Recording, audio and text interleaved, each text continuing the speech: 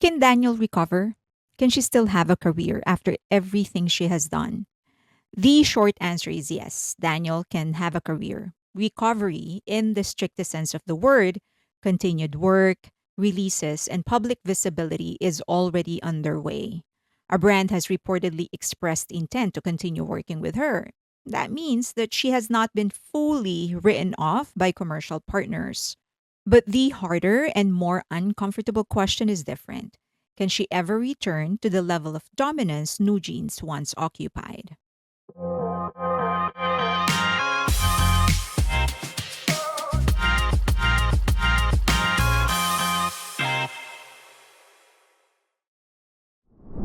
So, can she ever return to the level of dominance New Jeans once occupied? The answer is far less certain and likely no, at least not quickly. Not because she lacks talent, but because New Jeans was not just a successful group. It was a perfectly timed convergence of concept, capital, infrastructure, and trust. And those conditions cannot be recreated by an individual artist in the aftermath of a public rupture. There are three different arenas where recovery must be assessed separately: as a recording artist, as a live performer, and as a brand endorser. Public audience are often more forgiving than corporations. In the US, artists like Lil Wayne went to prison and returned to chart topping success almost immediately. Ozzy Osbourne was arrested multiple times, publicly struggled with addiction, and was involved in serious incidents that would have ended most career. None of that stopped audiences from embracing him. He returned to sell millions of records, headline tours, and ultimately became a rock icon. Audiences forgive. Sometimes they forget or they compartmentalize. Controversy can even be framed as depth, struggle, or authenticity. Corporations, not so much. Corporations will tolerate crime. That sounds harsh, but it is true. Crime can be rebranded as redemption, growth, or overcoming adversity. It can be monetized. What corporations do not tolerate is betrayal, because that signals unpredictability. It suggests future risks. It implies that contractual boundaries may not be respected when emotions, loyalty, or ideology intervene. From a corporate perspective, as hard as it may seem to be, morality is less important than control and reliability. Daniel's challenge is not convincing the public she deserves another chance. It's convincing labels, production companies, investors, and brands that she will not burn bridges again. Her live stream wasn't really an emotional plea, it was more a calculated repositioning, or at least an attempt at that. Pay attention to several things. She didn't claim innocence. She did not attack Hybe or adore. She avoided inflammatory language, and she focused forward on continuing her career and repaying fans through work. In corporate crisis management, restraint is the start of trust building. Visually and tonally, the live stream was carefully controlled, very soft lighting, gentle colors, minimal styling, very subdued, almost fragile delivery. Remember, colors, tone, all of those things affect how we perceive something. And that was clearly an appeal for empathy. Crucially, it was also her first public move toward independence, because for the first time, Daniel positioned herself as a solo artist instead of a loyal follower of Minhee Jin. That is her signal that she is employable again. Hiring a lawyer who has been outspoken against Min Hee Jin is not accidental. It's actually more a, again, calculated move. It communicates several things at once: that she is acting in her own interest, and she's no longer publicly aligning herself with Min Hee Jin, and she's trying to re enter the system as an independent actor, not a loyal follower of anybody. This is reinforced by a recent legal development involving a former Adore employee, Mr. Park. So, who is Mr. Park? Well, first, let's explain what an auxiliary intervener is. An auxiliary intervener, joins a lawsuit to support one side because the outcome affects them indirectly. Mr. Park allegedly claimed that he personally went to Omega, a watch brand, to encourage them to work directly with Daniel under the direction of Daniel or her family. If that is true, this could serve multiple purposes. He's probably trying to reduce Min Hee-jin's exposure by shifting responsibility downward. Or she's trying to pin Danielle and her family as the one who's actually controlling the entire thing, not Min Hee-jin. Of course, that is speculative. But if true, the implication is clear. Alliances are fracturing. Daniel's first release will almost certainly receive attention and support is going to be very, very successful. Some of that support will be sincere. Much of it will not be sincere. There exists a large, motivated audience that opposes Hybe and Adore on principle. They just hate the company. They will rally around her early work as proof that she won and that Hybe lost. This support is very volatile. If the music is merely good, competent, polished, safe, it's not going to hold. The attention will evaporate once the symbolic value fades. That is why the first comeback must exceed expectation. It must demonstrate artistic growth, a distinct sonic identity, and clear separation from New Jeans' aesthetic language. Anything generic risks confirming the worst suspicions that she was carried by infrastructure rather than her own substance and talent. But Daniel's biggest competition, and the worst one at that, is memory and nostalgia. New Jeans set a standard conceptually, musically. If her solo work feels derivative or underdeveloped, her popularity in New Jeans will be credited to the work of Min Hee Jin, not her. She cannot afford fine. She needs distinctive excellence. Yes, the pressure is up. One of the most dangerous traps ahead is false support. Fans who engage only to attack Hype are not fans of Daniel. They are using her as a proxy weapon. That keeps her trapped in controversy and prevents her work from being evaluated on its own terms. If she wants to be taken seriously as an artist, she must discourage discourse that centers anything other than her music, concepts, and craft. Real fans are patient. They stay when outrage fades. They care about evolution, not vindication. Without them, she risks becoming a permanent symbol instead of a developing artist. Damn if you do, damn if you don't. No matter what Daniel says or doesn't say, there will be criticisms. If she explains too much, she is accused of manipulation.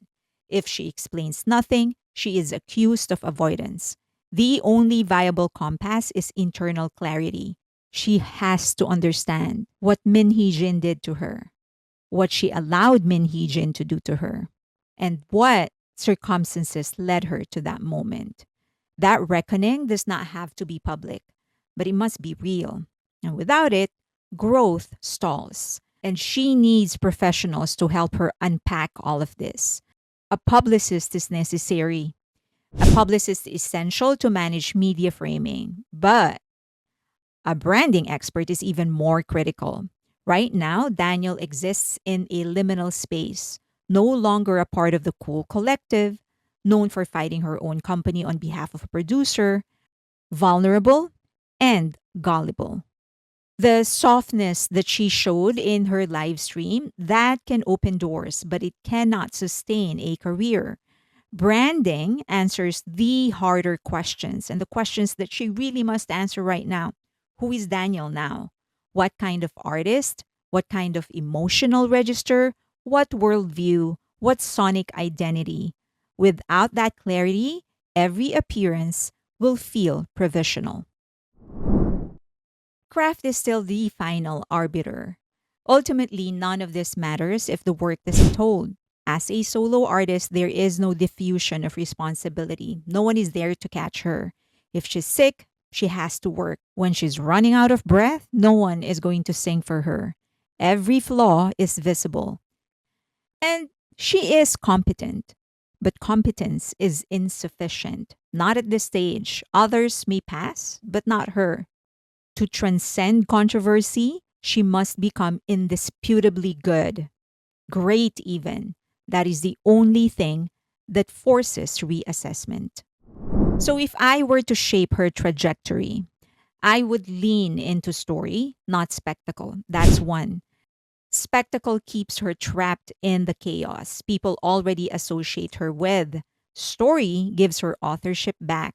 So I would recommend that she writes about the pain and about the lessons that she learned. Talk about forgiving, but also talk about asking for forgiveness. The rationale is simple. If she was brave enough to say all of those things against the company that invested on her, she should at least be decent enough to talk about the people she hurt and the lessons that she learned. She does not need to defend herself through music. What she needs is to show she's processed what happened. Pain resonates because it's universal, but accountability is actually what gives it weight. When she acknowledges her own part without blaming or self pity, listeners stop being asked to take sides and start listening to humans. This approach will cost her some supporters for sure, and I think that is necessary. In fact, that's the goal. She needs to lose these people, the ones who need her to stay as a symbol of defiance or refuse any self reflection, were never there for her music. By choosing honesty over absolution, she sheds those voices.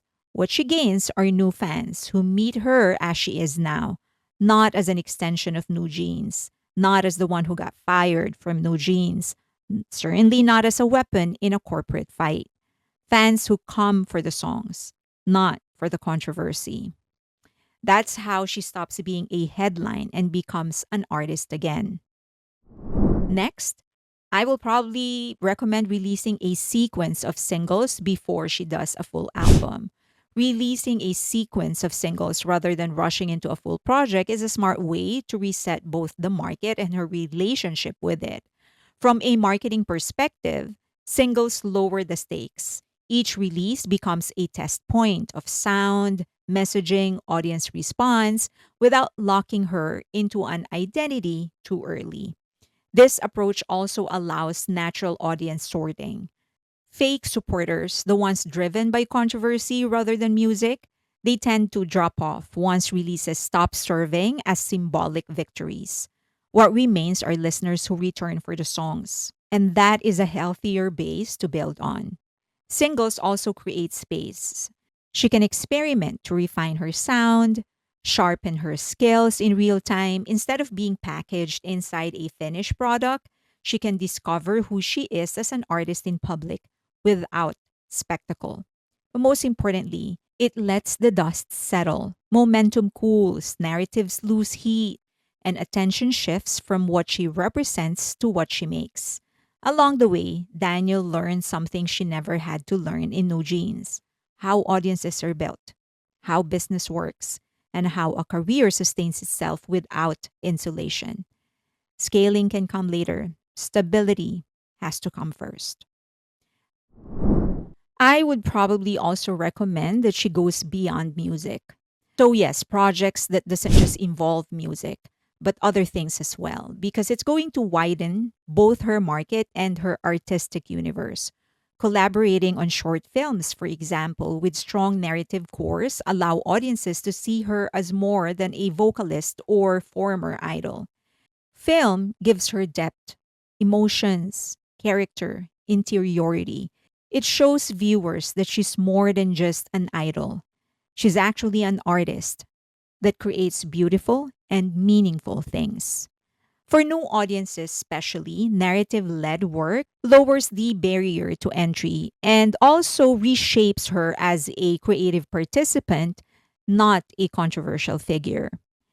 Another thing is genuine cross cultural musical exchanges. They serve a very, very similar purpose.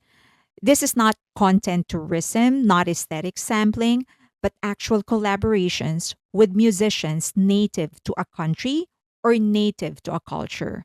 Working with musicians across regions and traditions exposes her to different creative disciplines and forces her to grow. It also positions her music as human and universal, rather than tied to one industry dispute or one national context. This will help her reach new listeners while signaling seriousness. They show effort, curiosity, and humility, qualities that age well, qualities that she definitely needs now.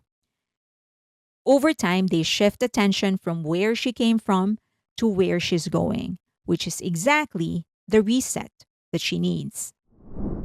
I think success and fame will come, or maybe it won't. But the most important thing is growth. And there is this misconception that branding experts and marketers and publicists can take the worst of it and turn it into gold.